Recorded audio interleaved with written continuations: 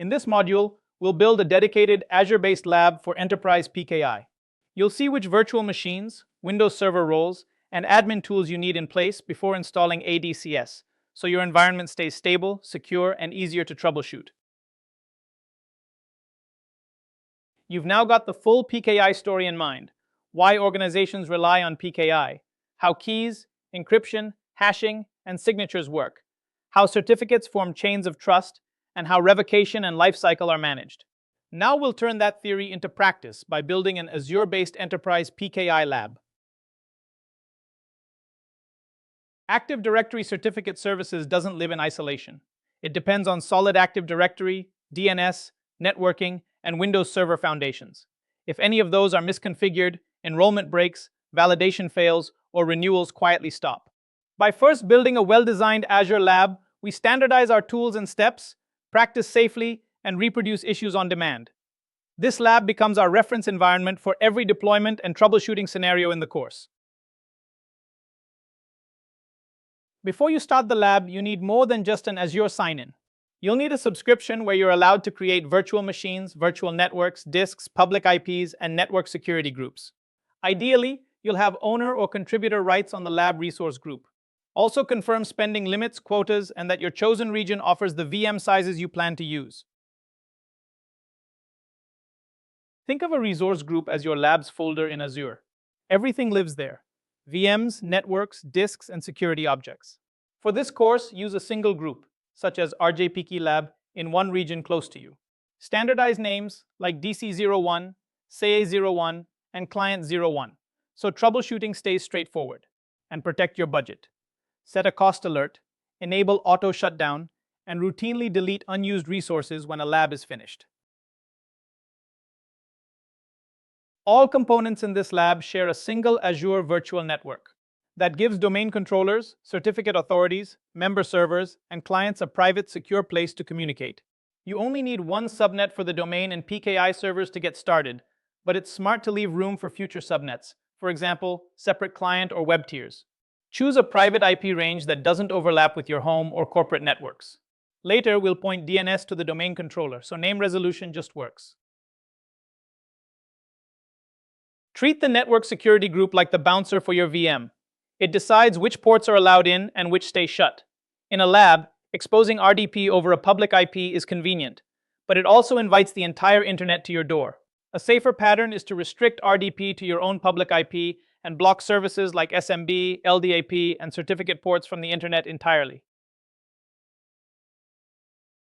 Windows Server virtual machines form the backbone of this lab. You'll need at least one server for the domain controller and another for the certificate authority, and it's best to host the web server separately. Use a currently supported Windows Server release, assign a static private IP, and make sure updates and management tools are installed. Give each VM enough RAM and disk so AD, PKI, and IIS can run smoothly without constant resource pressure. The Windows Client VM acts as your safe test workstation. A user logs into Client01, group policy refreshes, and auto-enrollment requests both user and computer certificates from the CA. You can watch templates, permissions, and policies all working together. If enrollment fails, you troubleshoot from the endpoints view, not the servers. This is the closest you'll get to real user behavior without touching production desktops. In this lab, each Microsoft role plays a specific part in the PKI story. Active Directory provides user and computer identities, plus group policy to automate trust of our internal CA. Active Directory Certificate Services is the engine that issues and manages certificates. IIS acts as a realistic HTTPS application, where we bind those certificates and test TLS. Underneath, DNS and related services make names resolvable, so certificates can be validated end-to-end. To work effectively with ADCS, you'll rely on a few core Windows tools. Server Manager is where you add and manage server roles, including the certification authority. Group Policy Management controls certificate auto-enrollment across your domain. Event Viewer lets you trace enrollment problems and CA issues. And Remote Desktop gives secure access to your Windows servers. PowerShell is your Swiss Army knife for PKI work. Use commands like get Windows feature to check and install Windows features, so every lab or server is configured the same way.